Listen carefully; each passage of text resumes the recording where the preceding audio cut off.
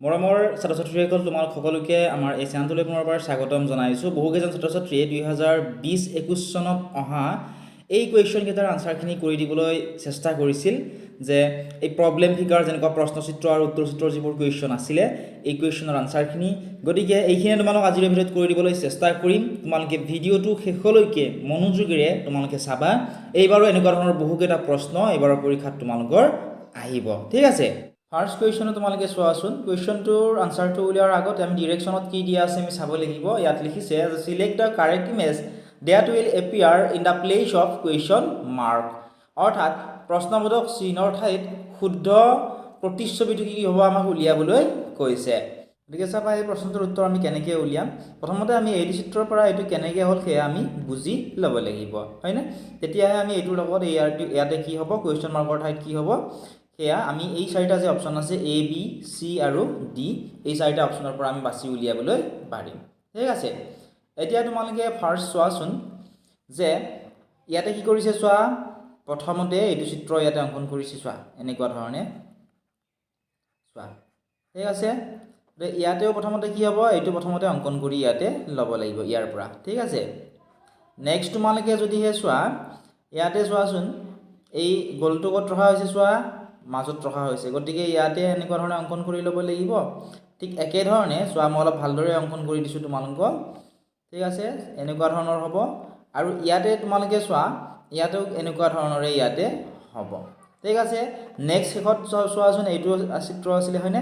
গতিকে এইটো ইয়াতে কি কৰিছে ধুনীয়াকৈ এনেকুৱা ধৰণে অংকন কৰিছে।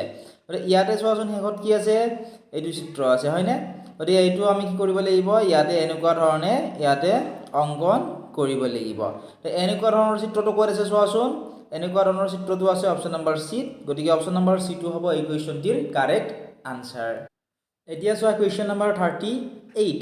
কুৱেশ্যন নম্বৰ 38টোতো আমি এইটোৰ পৰা এইটো কেনেকৈ হ'ল সেয়া আমি প্ৰথমতে বুজি ল'ব লাগিব, ঠিক আছে। তাৰপিছত আমি এইটো চিত্ৰৰ পৰা সেই একেটা নিয়ম ফ'ল' কৰি আমি এই প্ৰশ্নবোধক চিহ্নৰ ঠাইত কি হ'ব এই চাৰিটা অপশ্যনৰ পৰা আমি বাছি উলিয়াব লাগিব। গতিকে আহা আমি চেষ্টা কৰোঁ কেনেকৈ আমি ইয়াৰ আনচাৰটো উলিয়াব পাৰোঁ। এতিয়া তোমালোকে প্ৰথমতে চোৱা যে এইটো চিত্ৰৰ পৰা এইটোনো কেনেকৈ হ'ল। ইয়াতে চোৱাচোন এইটো এনেকৈ আছে, হয়নে? এইখিনিৰ পৰা চোৱাচোন কি কৰিছে, এইটো বনাইছে চোৱা। প্ৰথমতে কি কৰিছে এইটো, ঠিক আছে। নেক্সট আকৌ এই যিটো চিত্ৰ আছে এইটো চিত্ৰ ওলোটাকৈ সৰু কৰি লোৱা হৈছে চোৱা, ঠিক আছে। সৰু কৰি এনেকুৱা ধৰণৰ বনোৱা হৈছে।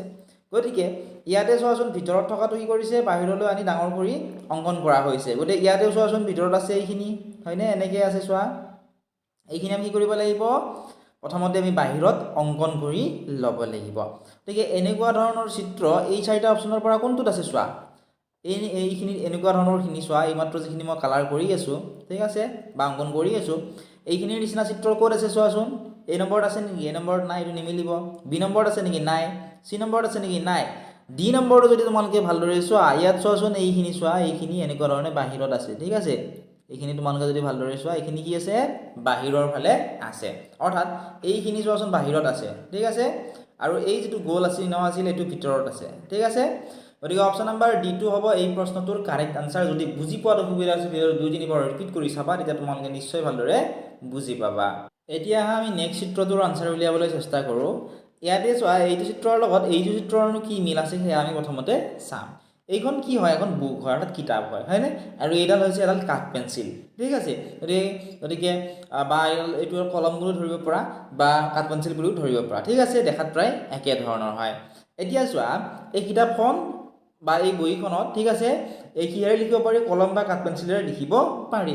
ঠিক একেধৰণে এইটো চিত্ৰৰ লগত মিল থকা কি হ'ব, এয়া হৈছে বেডমিণ্টনৰ, হয়নে? গতিকে বেডমিণ্টনৰ খেলিবৰ কাৰণে কি প্ৰয়োজন হয়, আমাৰ ফুটবলৰ প্ৰয়োজন হয় নেকি? নহয়। এইটোৰ প্ৰয়োজন হয়নে? নহয়। এইটো গ্ৰিটাৰৰ প্ৰয়োজন নহয়। অপশ্যন চিটো কাৰেক্ট হ'ব, ঠিক আছে। এনেধৰণে আমি প্ৰথম দুটাৰ মাজত মিলটো উলিয়াব লাগিব। তাৰপিছত বাকী যিটো চিত্ৰ আছে সেই চিত্ৰটোৰ মিলটো উলিয়াবৰ কাৰণে এই চাৰিটা অপশ্যনৰ পৰা শুদ্ধ চিত্ৰটো বাছি উলিয়াব আমি লাগিব। তোমালোকক যদি এই কুৱেশ্যন পেপাৰসমূহৰ লগতে তোমালোকৰ পাঠভিত্তিক যিবোৰ প্ৰশ্ন আহিব ইয়াৰ গোটেইখিনি আনচাৰৰ লগতে PDF-সমূহ যদি লাগে, তোমালোকে এতিয়াই ডেছক্ৰিপশ্যনত দিয়া লিংকত ক্লিক কৰি আমাৰ এপটো ডাউনলোড কৰি লোৱা। তাত তোমালোকে অনলাইন ক্লাছো কৰিব পাৰিবা, লগতে তাত PDF, নোটছ, কুৱেশ্যন গোটেইখিনি তাত তোমালোকৰ বাবে দি থোৱা আছে। প্ৰিভিয়াছ ইয়াৰ কুৱেশ্যন পেপাৰ গোটেইবোৰ তাত তোমালোকে পাই যাবা গতিকে এতিয়াই তোমালোকে আমাৰ এপটো ডাউনলোড কৰা অধিক জানিবৰ বাবে হোৱাটছআপ নম্বৰ দিয়া আছে হোৱাটছআপত মেছেজ কৰি তোমালোকে আমাক সুধিব পাৰিবা এতিয়া চোৱা নেক্সট কুৱেশ্যনটো কুৱেশ্যন নম্বৰ 78 এতিয়া এই কুৱেশ্যনটোৰ আনসাৰ আমি কেনেকৈ উলিয়াম তোমালোকে চোৱা তোমালোকে প্ৰথমতে চেষ্টা কৰাচোন ইয়াৰ আনসাৰটো উলিয়াবৰ কাৰণে যে কেনেকৈ আমি ইয়াৰ আনসাৰটো উলিয়াব পাৰিম ইয়াত চোৱাচোন প্ৰশ্নত কি আছে চোৱা ইয়াত চোৱাচোন প্ৰশ্নত কি আছে ইয়াতে 2 আছে 3 আছে 5 আছে আৰু 8 আছে হয়নে আমাক কি সুধিছে যে ইয়াৰ কোনটো অমিল সুধিছে এতিয়া আমি যদি অমিল চাও ইয়াতে চোৱাচোন 2 ৰ পিছত 3 3 ৰ পিছত 4 হ'ব লাগিছিল হয়নে বা তেনেকেতো আমাৰ মিল নাই গতিকে আমি বেলেগ পদ্ধতিৰ সহায়ত আমি অমিলটো বিচাৰিব লাগিব এতিয়া আমি জানো যে 2টো এটা কি হয় এই 2টো কি সংখ্যা 2টো হৈছে মৌলিক সংখ্যা 3টো হৈছে মৌলিক সংখ্যা কাৰণ মৌলিক সংখ্যা গলে যিবোৰ সংখ্যাৰ উৎপাদক 1 আৰু সেই সংখ্যাটো নিজে তাকে মৌলিক সংখ্যা কয় গলে 2 মৌলিক সংখ্যা 3 মৌলিক সংখ্যা 5টো আমাৰ মৌলিক সংখ্যা কিন্তু 8টো মৌলিক সংখ্যা নহয় 8টো কি সংখ্যা এই 8টো হৈছে যৌগিক সংখ্যা যেহেতু 8টো যৌগিক সংখ্যা গতিকে বাকিকেইটাৰ লগত মিল আছে নে নাই কাৰণ 2 3 আৰু 5 মৌলিক 8টো যৌগিক গতিকে এই অপচন নম্বৰ ডি টো হ'ব এই কুৱেশ্যনটিৰ কাৰেক্ট আনসাৰ এনে ধৰণে আমি ইয়াৰ আনসাৰটো উলিয়াব লাগিব ঠিক আছে এতিয়া তোমালোকে নেক্সট চোৱা কুৱেশ্যন নম্বৰ 79 কুৱেশ্যন চোৱাচোন প্ৰথমতে এইটো এখন কি হয় এখন চেয়াৰ হয় নে এখন হৈছে চকী নেক্সট এইখন এখন হৈছে টেবুল অৰ্থাৎ এখন মেজ এখন